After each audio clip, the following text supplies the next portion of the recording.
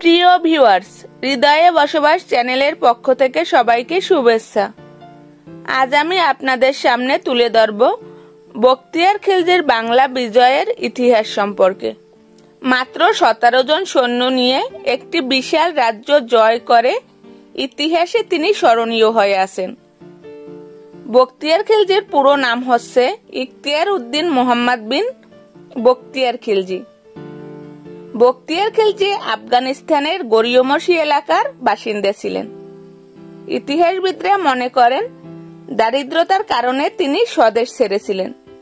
নিজের ভাগ্য পরিবর্তনের জন্য তিনি গজানির সুলতান মুহাম্মদ ঘুরির সৈন্যবাহিনীতে যোগ দেওয়ার চেষ্টা করেন, কিন্তু ব্যর্থ হন।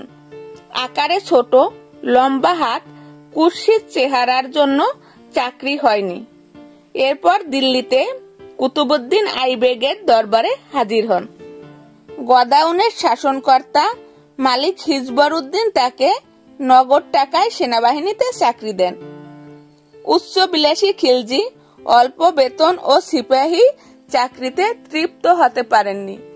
এ কারণে সেখান থেকে চলে যান অযোধ্যায়।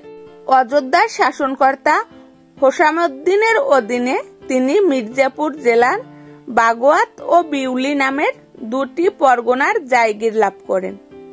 এখান থেকেই বখতিয়ার খিলজি তার ভাগ্যের উন্নয়ন চেষ্টায় সফল হন। সীমান্তবর্তী ছোট ছোট হিন্দু রাজ্য দখল করে অর্থ সম্পদ আত্মসাৎ করেন এবং খিলজি সম্প্রদায়ের লোকদের একত্রিত করেন। 1201 সালে বখতিয়ার খিলজি পার্শ্ববর্তী রাজ্যগুলো আক্রমণ করেন এবং তার বীরত্বের কথা চারদিকে ছড়িয়ে পড়ে।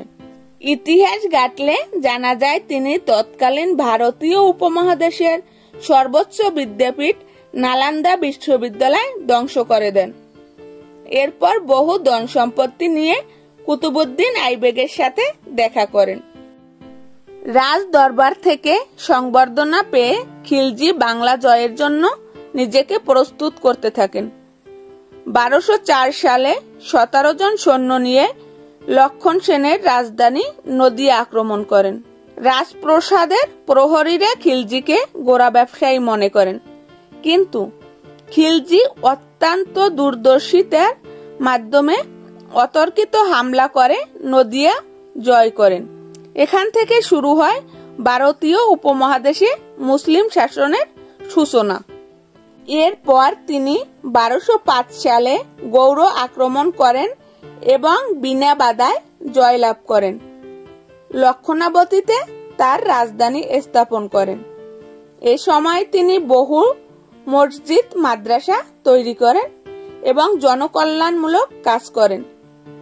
তিব্বত আক্রমণের সময় তিনি মারাত্মকভাবে আহত হন এবং ফিরে এসে দেবকোটে তার মৃত্যু হয়।